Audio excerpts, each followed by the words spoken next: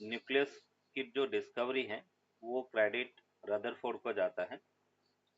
Nucleus that is discovered by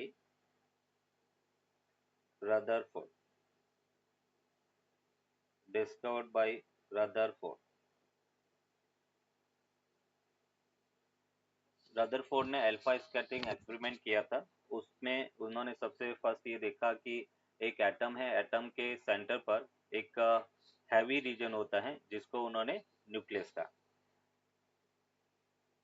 nucleus के अंदर जो पार्टिकल्स होते हैं उनको न्यूक्लियॉन्स कहते हैं। तो न्यूक्लियस के अंदर जो न्यूक्लियॉन्स है, और न्यूक्लियॉन्स का मतलब होता है neutron plus proton, neutron plus proton, उसको न्यूक्लियॉन्स कहते हैं। अगर हम साइज ऑफ एटम की बात करें तो एटम की साइज 10⁻⁻10 मीटर ऑर्डर है। ये हमने ऑर्डर लिखा है 10⁻⁻10 मीटर ऑर्डर। अगर हम साइज ऑफ न्यूक्लियस की बात करें तो न्यूक्लियस की साइज उसका ऑर्डर होता है 10⁻⁻15 मीटर। साइज ऑफ न्यूक्लियस उसका ऑर्डर 10⁻⁻15 मीटर है। अगर हम कोई भी न्यूक्लियस को रिप्रेजेंट करना है तो हम कहेंगे ZXA। ये अपन कह रहे कि न्यूक्लियस को रिप्रेजेंट करने का तरीका है।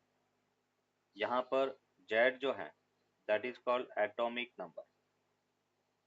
Z क्या रिप्रेजेंट करता है? Atomic number. एटॉमिक नंबर होता है क्या है? Number of protons, number of protons और number of protons number of electrons के इक्वल होता है। तो number of protons equals to number of electrons. ए जो है उसको कहेंगे मास नंबर। और मास नंबर क्या होता है? तो अपन कहेंगे number of protons plus number of neutrons, number of protons plus number of neutrons, number of protons plus number of neutrons. ये मास नंबर है। अगर अपने को नंबर ऑफ न्यूट्रॉन्स फाइंड करना है, नंबर ऑफ न्यूट्रॉन्स, तो नंबर ऑफ न्यूट्रॉन्स को हम लिख सकते हैं total mass number minus atomic number A minus that. ये अपन कह रहे कि नंबर ऑफ न्यूट्रॉन्स के इक्वल होगा। एक्स जो मैंने यहाँ पे लिखा है, एक्स अपन कह रहे कि सिंबल ऑफ न्यूक्लियस है, सिंबल ऑफ न्यूक्लियस। अगर हम मास की बात करें, जैसे मास ऑफ प्रोटॉन, तो मास ऑफ प्रोटॉन होगा 1.674 इंटू 10⁻⁻27 किलोग्राम। अगर हम मास ऑफ न्यूट्रॉन की बात करें, मास ऑफ न्यूट्रॉन ये हल्का सा मास ज़्यादा होता है 1.675 into 10⁻⁻27 kilogram, that is mass of neutron. ये सिंपल ब्रीफ आइडिया है कि एक न्यूक्लियस है तो न्यूक्लियस के बारे में क्या क्या हो सकता है।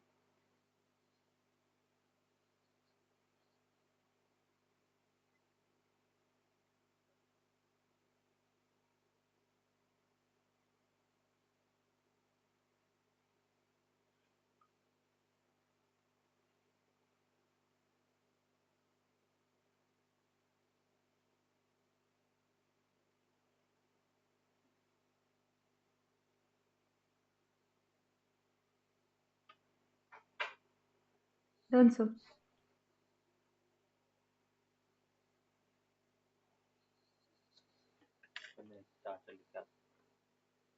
नेक्स्ट उठा हम बात कर रहे हैं different groups,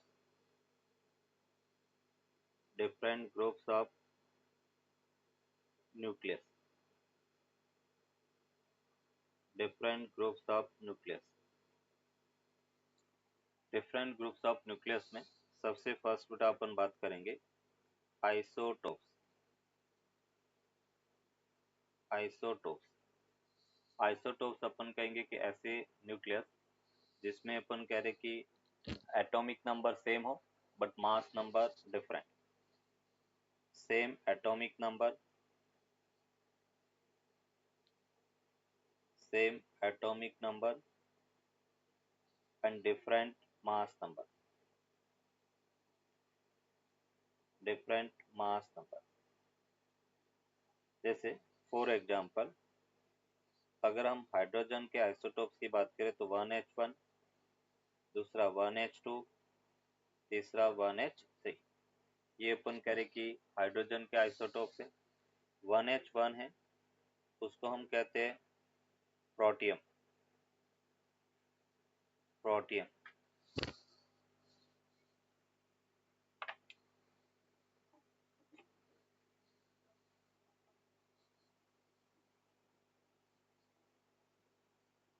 one H one है that is called protium. 1H2 उसको अपन कहेंगे deuterium, deuterium. And 1H3 that is called tritium. तो यहाँ पे protium, deuterium and third one is tritium. Second अपन कहेंगे आइसोटोप्स के बाद में हम बात करते हैं आइसोटोन्स। आइसोटोन्स, आइसोटोन्स में अपन कहेंगे नंबर ऑफ न्यूट्रॉन सेम है, मतलब हम कह रहे हैं कि same number of neutrons, same number of neutrons. For example जैसे अपन कह रहे कि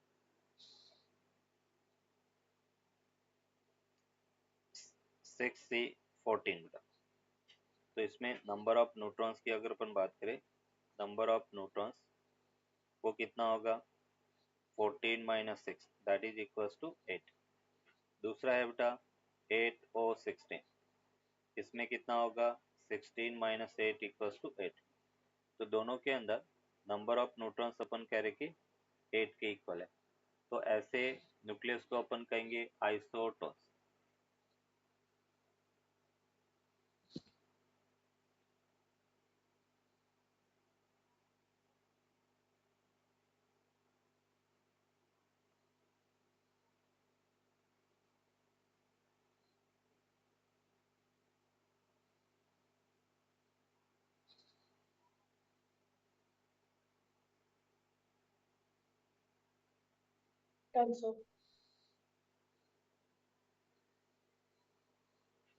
आइसोटोप्स अभी बेटा अपन बात करेंगे third that is isobar. Isobar, isobar में अपन कहेंगे same mass number, same mass number but different atomic number, different atomic number, same mass number but different atomic number। जैसे अपन बात कर रहे हैं फॉर एग्जांपल 6C14 का और दूसरा अपन कहेंगे 7N14 का। तो 6C14 और 7N14 दोनों अपन कह रहे हैं सेम मास नंबर है, तो इसको अपन आइसोबार कहेंगे, आइसोबार। फोर्थ बेटा अपन बात करेंगे आइसोमर। फोर्थ है isomer, same atomic number, same mass number but shows different optical activity, same mass number, same mass number and same atomic number but shows different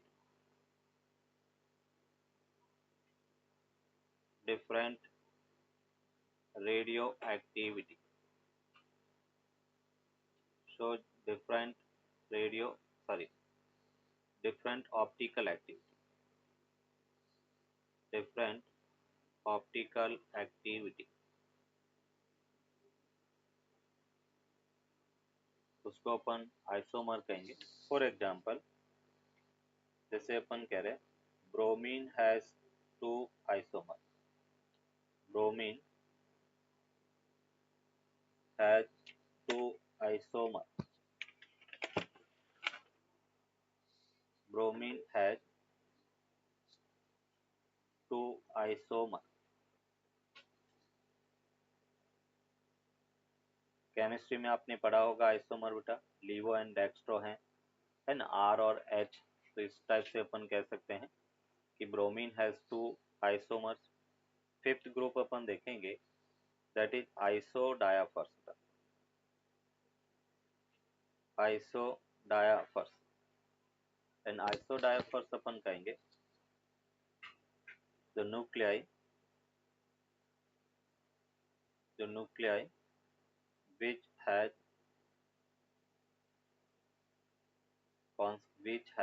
equal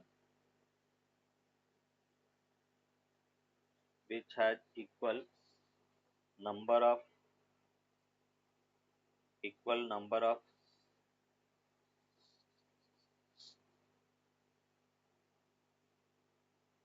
sorry, which has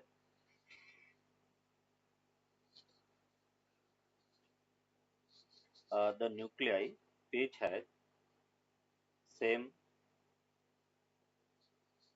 difference of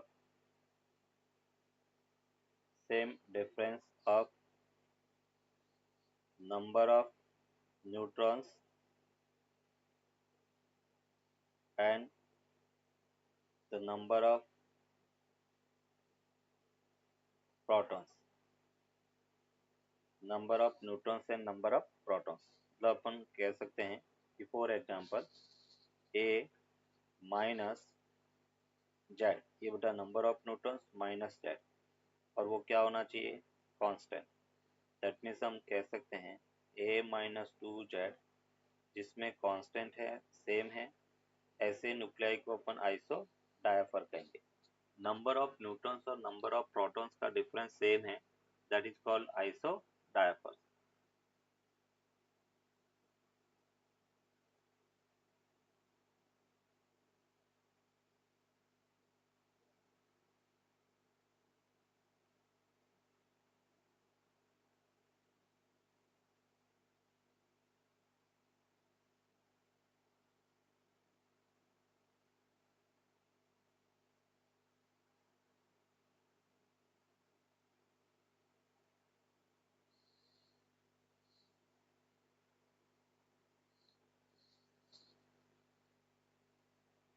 Done, sir.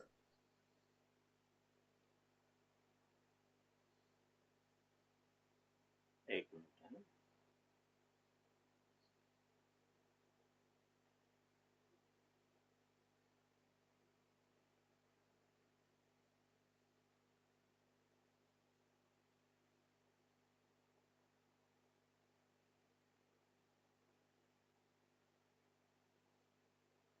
में देखा गया था और Rutherford ने बताया था कि the closest approach distance of alpha particle is called radius of nucleus. और रेडियस ऑफ न्यूक्लियस है क्या, तो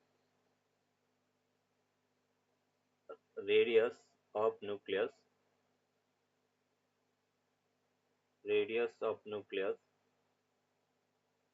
is directly proportional is directly proportional to is directly proportional to a to the power 1 by 3 cube root of mass number। मतलब r is directly proportional to a to the power 3, proportional sign हटाकर एक constant बेटा लगाया are not, तो ये हमने कहा R equals to R not A to the power 1 by 3, ये रेडियस है। यहाँ पे आर नॉट जो है इसको अपन कहेंगे Fermi constant, R not is Fermi constant. और आर नॉट की जो वैल्यू है वो वैल्यू होता है बेटा 1.1 इंटू 10⁻⁻12 -15 to 1.2 into 10⁻12 -15 मीटर। और यहाँ पे बेटा प्रॉब्लम सॉल्व करने के लिए आर नॉट को अपन 1.2 इंटू 10⁻−15 मीटर लेकर चलेंगे। जहाँ कहीं पर भी अपन कह रहे कि आर नॉट अगर रिक्वायर्ड है तो उसको अपन 1.2 इंटू 10⁻−15 मीटर लिखेंगे। ए यहाँ पे क्या है बेटा, तो ए है मास नंबर, और मास नंबर अभी हमने डिफाइन किया था number of neutrons plus number of protons. और जो एक यहाँ पे अपन कह रहे हैं इसको अपन 1.2 फर्मी भी कह सकते हैं। तो 1 फर्मी उसकी वैल्यू होता है बेटा 10⁻−15 मीटर, या इसको अपन 1 फेम्टोमीटर भी कह सकते हैं। 1 फेम्टोमीटर, 1 फर्मी इक्वल्स टू 10⁻−15 मीटर या 1 फेम्टोमीटर।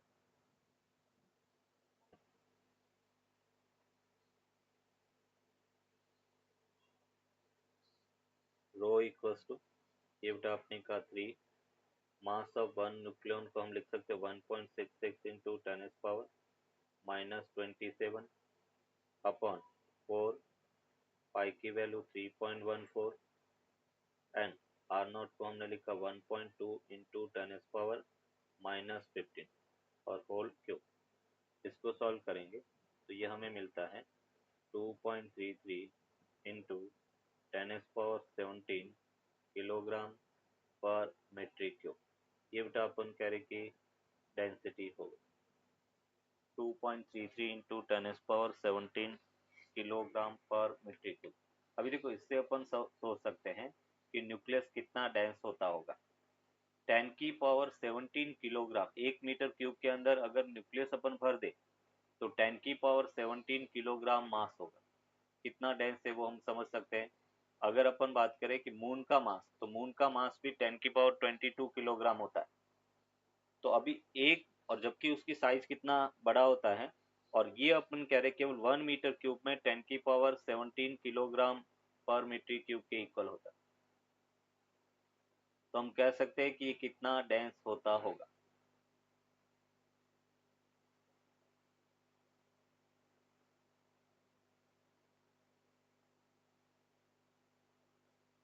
Done, sir. कि सबसे इम्पोर्टेंट क्या बेटा, कि जो डेंसिटी ऑफ द न्यूक्लियस है वो इंडिपेंडेंट ऑफ मास नंबर है। हर न्यूक्लियस के लिए डेंसिटी कांस्टेंट है, मास नंबर पे डिपेंड नहीं कर रही है। तो हम कह सकते हैं the density of nucleus is independent of the mass number, independent of the mass number, independent of the mass number। Density of nucleus है that is independent of mass number. हम कह रहे हैं ये एक फंडामेंटल फोर्स है जो nucleons के बीच में लगता है। तो यहाँ पे हम कह सकते हैं strong nuclear force, strong nuclear force is the strongest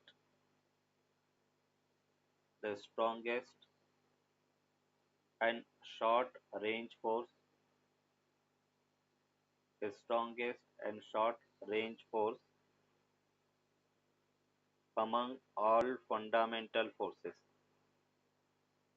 among all fundamental forces।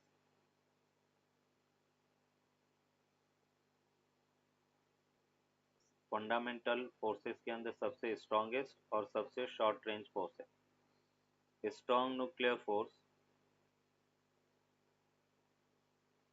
strong nuclear force is particle independent, is particle independent particle independent. It acts between any two nucleons. It acts between any two nucleus. वो nucleus proton proton भी हो सकता है, proton neutrons भी हो सकता है, proton neutron भी हो सकता है, न्यूट्रॉन न्यूट्रॉन भी हो सकता है, और प्रोटॉन प्रोटॉन भी हो सकता है.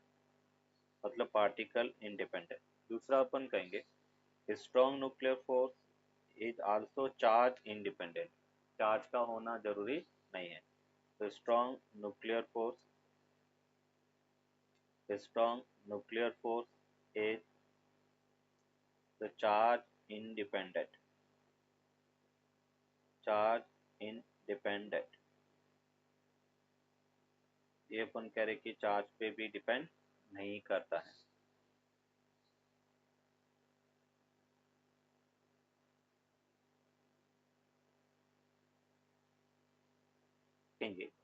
Stability of nucleus on the basis of Z by N ratio.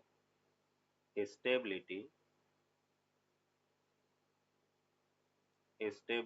of nucleus on the basis of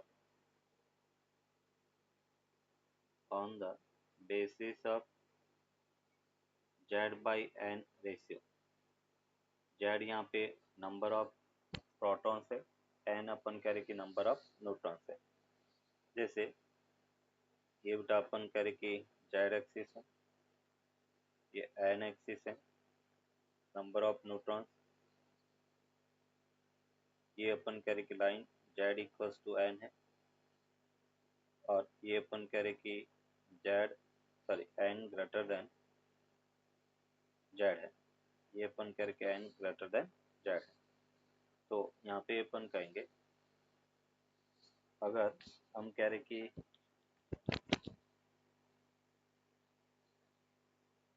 इसको अपन Z by N लिखो,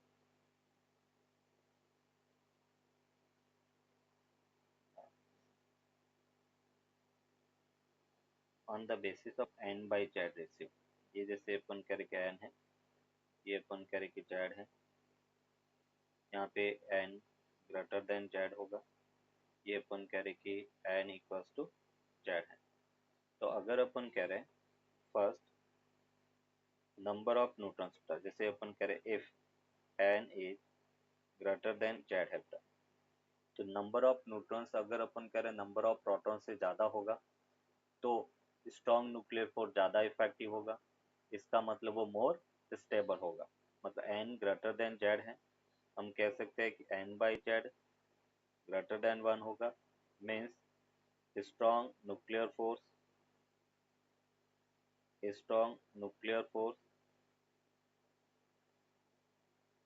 will be more effective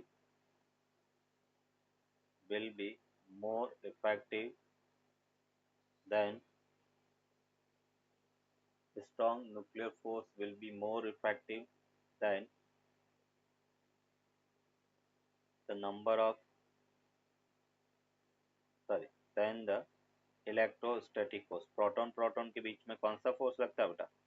strong electrostatic force. Then electrostatic force hence the nucleus will be more stable.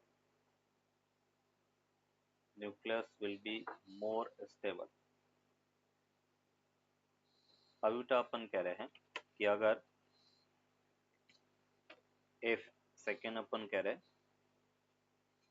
if Z greater than बेटा अपन कह रहे कि N है, Z greater than N है, उस केस में N by Z वो बेटा लेस देन 1 होगा, और N by Z less than 1 है, उस केस में अपन कहेंगे strong nuclear force will be less effective,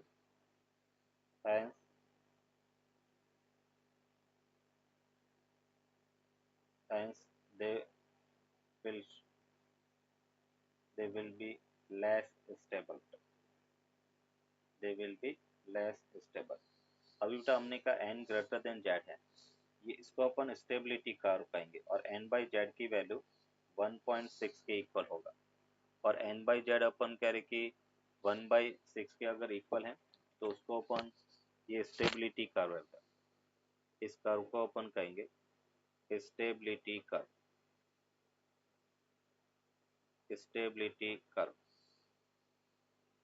अगर n बाई जेड बेटा ग्रेटर देन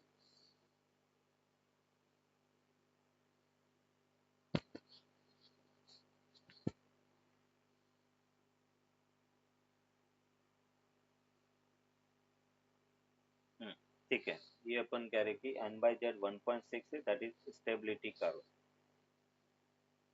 और n इक्वल्स टू जेड होगा तो अपन कह रहे कि इसको हमने रेफरेंस दिया है और यहाँ पे n बाई जेड की वैल्यू बेटा 1 के इक्वल होगा। ये बेसिकली जेड का मतलब नंबर ऑफ प्रोटॉन्स है, नंबर ऑफ प्रोटॉन्स, और n जो है उसको अपन कहेंगे number of neutrons, n is number of neutrons.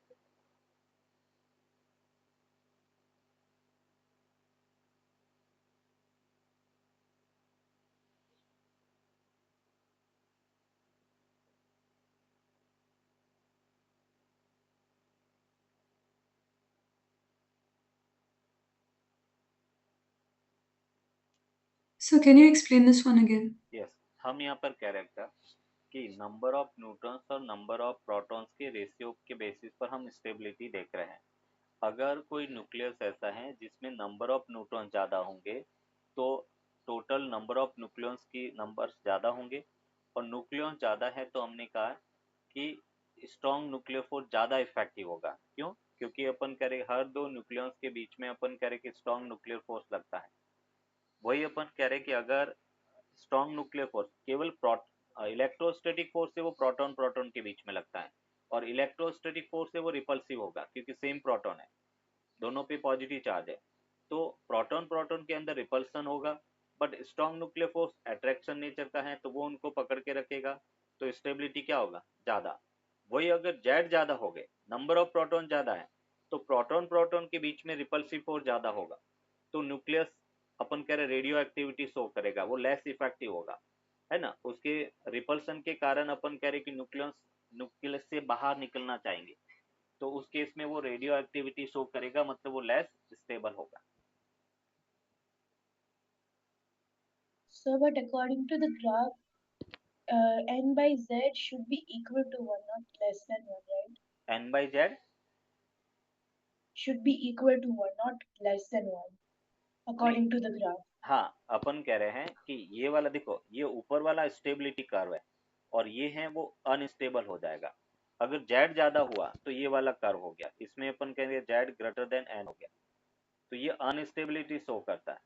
और जब अनस्टेबिलिटी होगा तो वो क्या करेगा कि नंबर ऑफ प्रोटॉन्स अगर ज्यादा होते हैं तो वो प्रोटॉन न्यूट्रॉन के अंदर कन्वर्ट होगा, और न्यूट्रॉन के अंदर कन्वर्ट होने के लिए वो बीटा डीके शो करेगा। आगे अपन पढ़ेंगे कि कैसे एक प्रोटॉन न्यूट्रॉन के अंदर शो करेगा।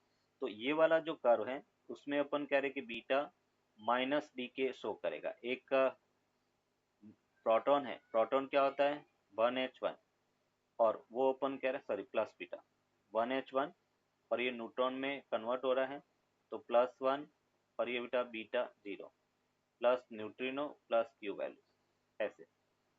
तो प्रोटॉन ज्यादा होते ही वो अपन कह रहे न्यूट्रॉन में ऑटोमेटिकली कन्वर्ट करेगा बीटा डीके के थ्रू। yes. और सर जब z by n by z equal to 1 होता है तब वो स्टेबल होगा? नहीं, उसको स्टेबल नहीं कहेंगे, वो अपन कह रहे कि उसका मिडल लाइन कह सकते हैं, एक बाउंड्री कंडीशन हम कह सकते हैं। हम कह रहे कि n ग्रेटर देन जेड होगा तो वो मोर स्टेबल होगा। ये अपन जनरलाइज डिस्कस किया। जैसे कुछ एटम ऐसे भी हैं कि जैसे मैं बात करता हूँ हाइड्रोजन, तो हाइड्रोजन के लिए तो अपन कह रहे कि एक ही प्रोटॉन होता है ना, उसमें न्यूट्रॉन्स होता ही नहीं है। फिर दूसरा अपन कह रहे कि जब इसमें तो एक ही प्रोटॉन है तो प्रोटॉन प्रोटॉन में रिपल्सन तो होगा ही नहीं, तो इसका मतलब वो क्या हो गया, स्टेबल हो गया। अगर मैं बात करता हूँ हीलियम, तो हीलियम 2He4 होता है, इसमें नंबर ऑफ प्रोटॉन्स 2 और अपन कह रहे कि नंबर ऑफ न्यूट्रॉन्स भी 2 होते हैं। तो अपन कह रहे कि वो स्टेबल तो होता है, बट जिसके अंदर न्यूट्रॉन ज्यादा होंगे वो मोर स्टेबल होगा, ऐसा। Yes. So could you show the previous slide for a second? Yes, atomic mass unit, atomic mass unit, उसको बेटा अपन AMU कहेंगे। और 1 AMU बेटा किसके इक्वल होता है, तो अपन कहेंगे the mass equivalent, the mass equivalent to the 1/12th mass of the carbon atom is called atomic mass unit. Atomic mass unit. The mass equivalent to 1/12th mass of the carbon 12 atom. The carbon 12 atom is called 1 AMU. That means 1 AMU जो मास है वो होगा 1/12। 1 carbon atom का मास कितना होगा, तो अपन कहेंगे 12 gram divide by Avogadro number 6.023 into 10⁻23। ये बेटा अपन कह रहे कि ग्राम है, और उसको अपन जब कैलकुलेट करेंगे तो 1 AMU वो क्या होता है 1.66 इंटू 10⁻27 किलोग्राम। ये अपन कह रहे कि 1 AMU का मास है। 1.66 into 10⁻27 kilogram.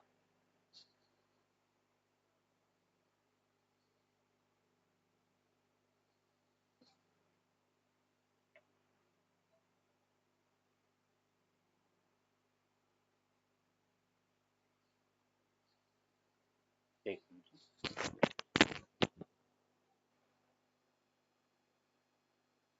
The energy equivalent to the mass delta M is given by E equals to delta M C square।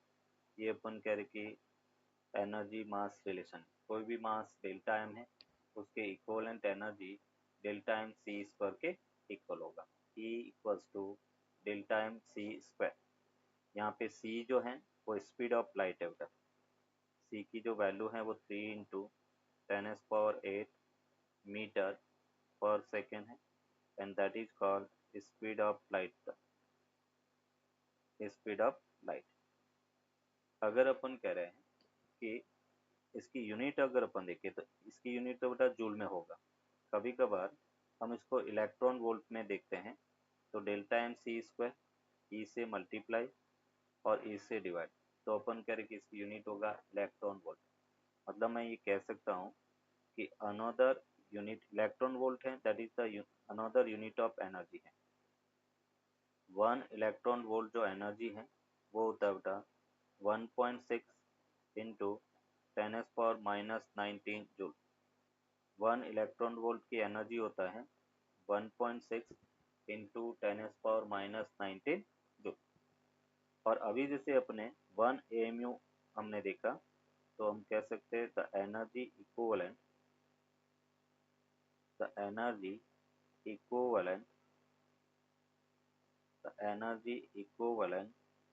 To 1 AMU बेटा। और वो एनर्जी कितना होगा, तो 1 AMU का इक्विवेलेंट एनर्जी होता है बेटा 931 0.5 मेगा इलेक्ट्रॉन वोल्ट। 1 AMU कितना है? 931.5 mega electron. The mass difference of total mass of nucleons and the actual mass of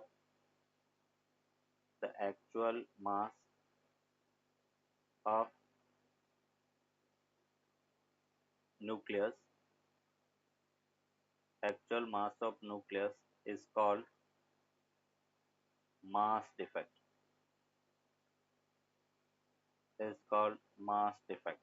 Mass difference of total mass of nucleons बेटा।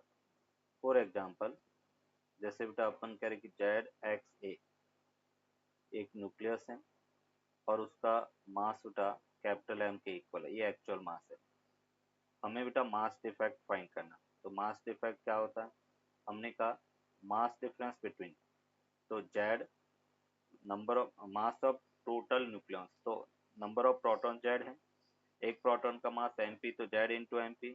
फिर बेटा नंबर ऑफ न्यूट्रॉन्स कितने होंगे? A minus Z into mass of the neutron, और minus बेटा अपन कह रहे कि M एक्चुअल मास, ये बेटा अपन कह रहे कि मास डिफेक्ट है।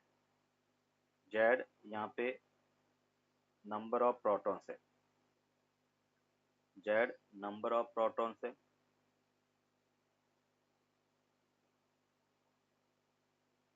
MP mass of the proton है,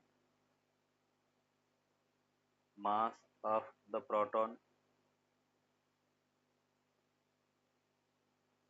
Z number of protons, MP mass of the proton, A minus Z mass of neutron,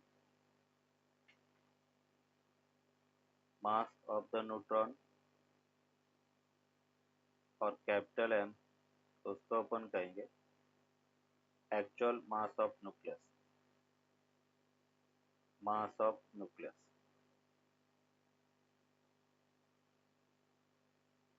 और Mn वो मास of neutron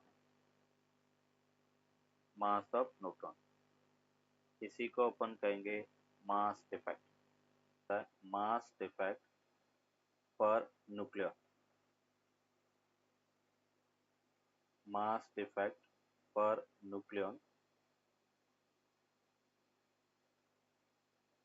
is called packing fraction. Mass defect per nucleon is called packing fraction. Mass defect per nucleon is called packing fraction. मतलब अपन कह सकते हैं कि F equals to, ये बेटा अपन कह रहे mass defect upon total number of nucleon. Mass defect अभी हमने कहा था क्या होता है, तो Z into mass of proton plus बेटा mass of neutron A minus Z into mass of neutron minus capital M upon A, ये बेटा अपन कह रहे कि पैकिंग फ्रैक्शन, इसको अपन कहेंगे पैकिंग फ्रैक्शन। अभी बेटा अपन कह रहे हैं कि मोर, इसमें एक नोट करके अपन लिखेंगे, अगर पैकिंग फ्रैक्शन ज़्यादा है तो उस केस में स्टेबिलिटी भी ज़्यादा होगी। More the value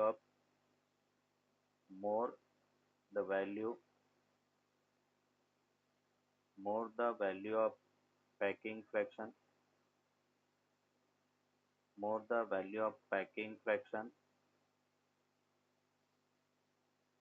more is the stability of product nuclei। जो न्यूक्लियाई होगा उसकी स्टेबिलिटी भी ज़्यादा होगी। मास ऑफ द न्यूक्लियस की बात करें तो मास ऑफ द जो न्यूक्लियस होता है वो मास ऑफ एटम के बराबर अपन लेते हैं। हम इलेक्ट्रॉन का मास नेग्लिजिबल लेके चलते हैं, है ना, इसलिए अपन कहेंगे मास ऑफ न्यूक्लियस की जब अपन बात करेंगे, मास ऑफ न्यूक्लियस, उसको अपन मास ऑफ एटम के इक्वल मानते हैं, as mass of electrons are negligible. Mass of electron is negligible. Electron का मास बटा नेग्लिजिबल होता है, इसलिए हम न्यूक्लियस का मास एटम के मास के इक्वल मान सकते हैं।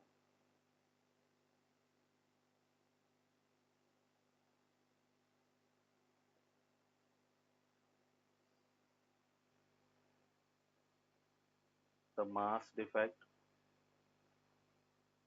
energy equivalent to the mass defect is called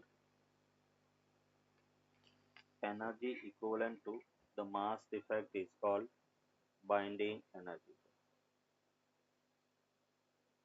Binding energy मतलब हम कह सकते हैं कि ई बी वो होगा बेटा मास डिफेक्ट। मास डिफेक्ट अपने पास delta M into C square, तो डेल्टा एम क्या था, जेड इंटू बेटा mass of the proton plus A minus Z into mass of the neutron minus actual mass of the nucleus into C square. ये अपन कह रहे कि binding energy. Binding energy अगर अपन कह रहे if mass is given in AMU बेटा, mass is given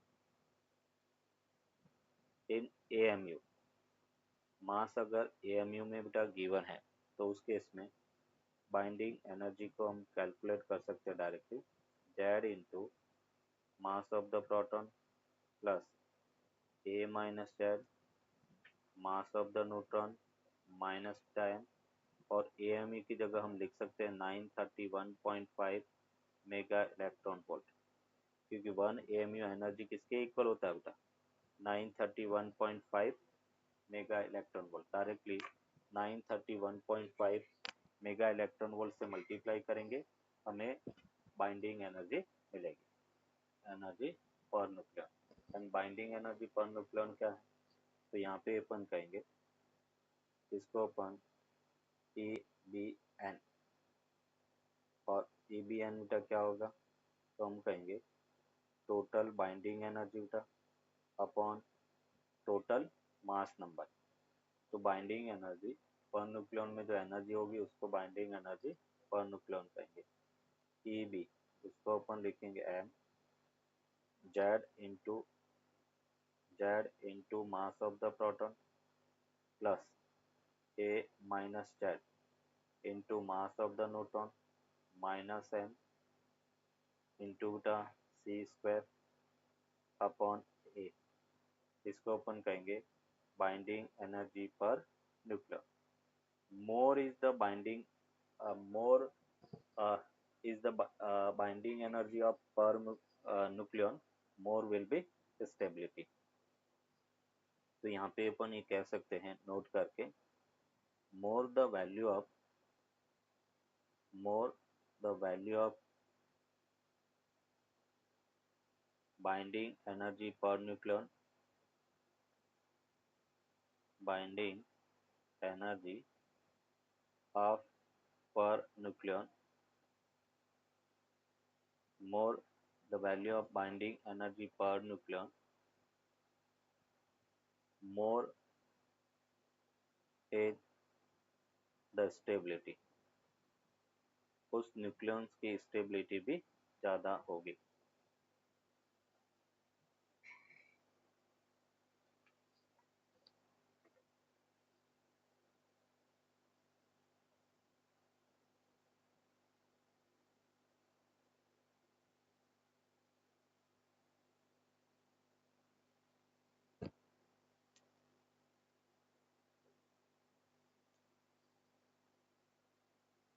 Answer. The binding energy per nucleon, the binding energy per nucleon binding energy per nucleon first increases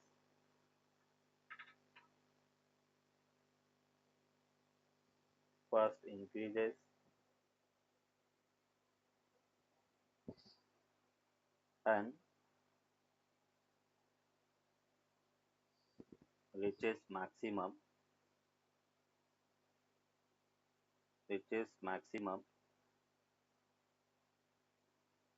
8.8 mega electron volt for iron and then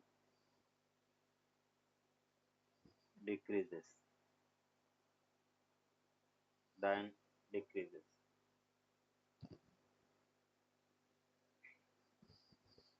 The binding energy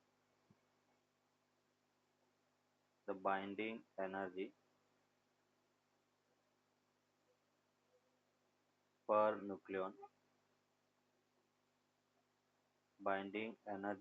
nucleon of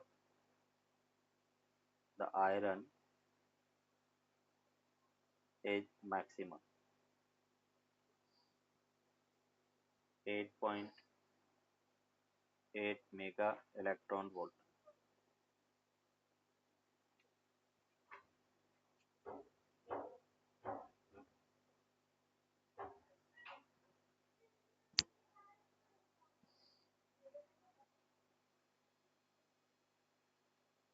Multiple of 4 shows different nature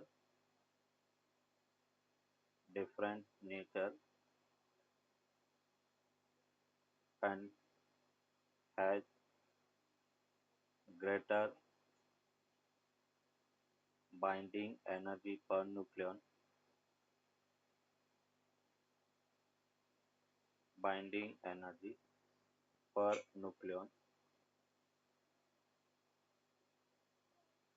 comparative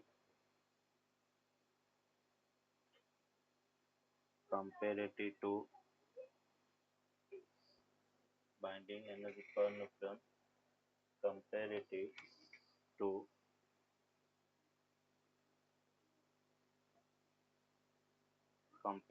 to the neighbor nuclei.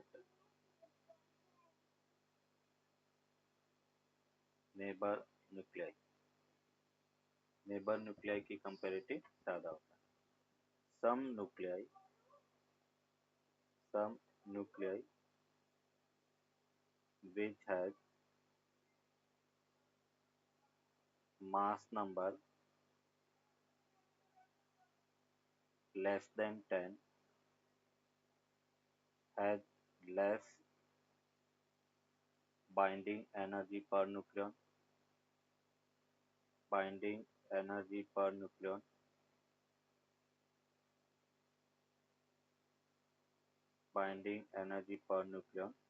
fuse to form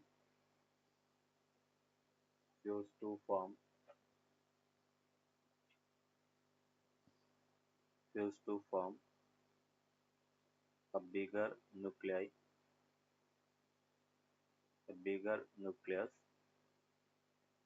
which has greater binding energy per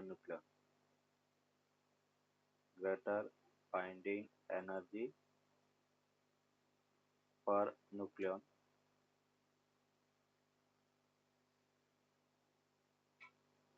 binding energy per nucleon which is called fusion reaction.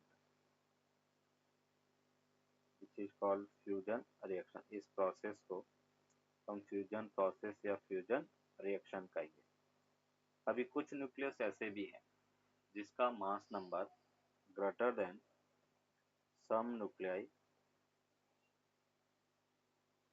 some nuclei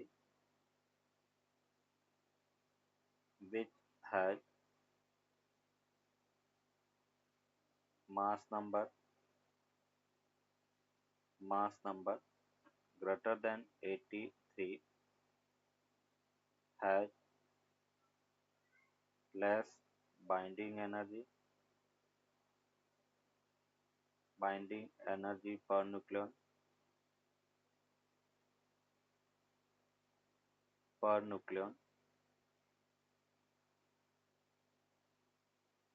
which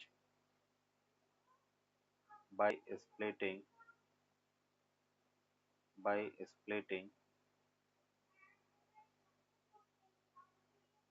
turns into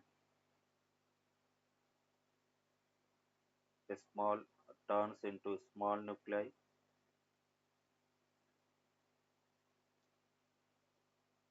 which has greater binding energy per nucleon